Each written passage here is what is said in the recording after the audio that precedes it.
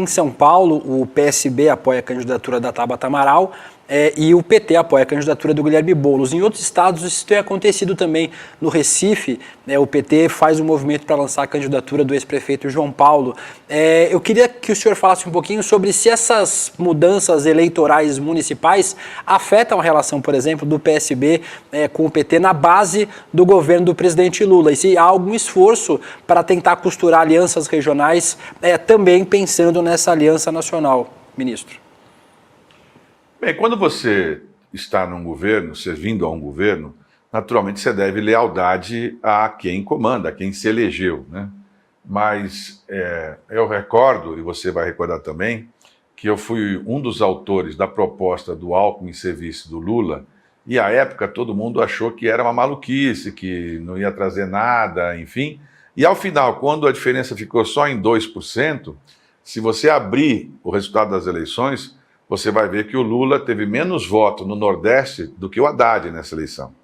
E exatamente a produção na capital de São Paulo teve uma virada importante de 1,5 milhão de votos em 6 bairros, que dessa vez viraram para o Lula e que normalmente votariam ao contrário, e que eu acho que teve a contribuição do Alckmin.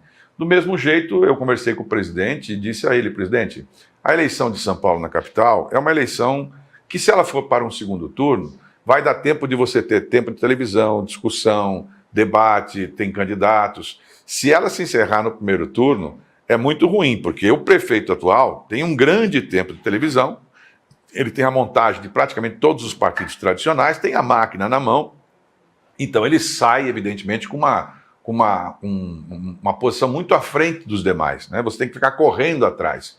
E a Tabata, quando ela atinge 14, 15 pontos em pesquisa, ela dá a tranquilidade de que é uma candidata competitiva. Além do que, é uma pessoa muito jovem e, portanto, é muito bom que ela vá para debate, que ela participe dos debates, para que no primeiro turno cada um coloque do seu meio. Então, o presidente, um ministro estava com ele e falou: mas e se ela for para o segundo turno? Eu falei: se ela for para o segundo turno, ela ganhou.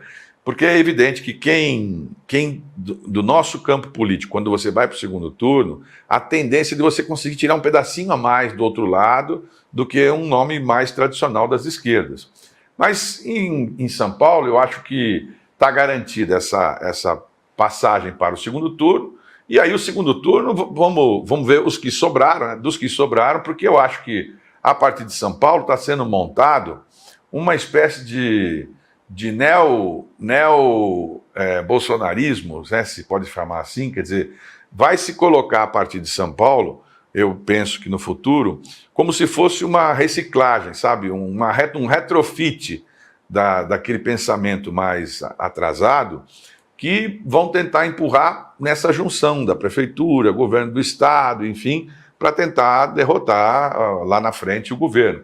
Agora, como é uma coisa daqui a 3 anos e a gente não pode prever, mas se eu tiver certo, né, como em outras vezes eu estive, eu penso que seria importante a gente ter posições em várias cidades que possam ser, às vezes, distintas, porque num segundo turno você tem que agregar alguém, né? Se você não agrega ninguém também, fica um segundo turno que você vai só repetir aquilo que você já teve. Na eleição passada, por exemplo, eu disputei a prefeitura de São Paulo contra o Bruno. Mas o Bruno era meu amigo, mas logo após o início das campanhas, ele anunciou o câncer, um câncer grave, até com uma cena muito triste dele no hospital, com o avô, com o Mário Covas, o velho Mário Covas, que era meu grande amigo.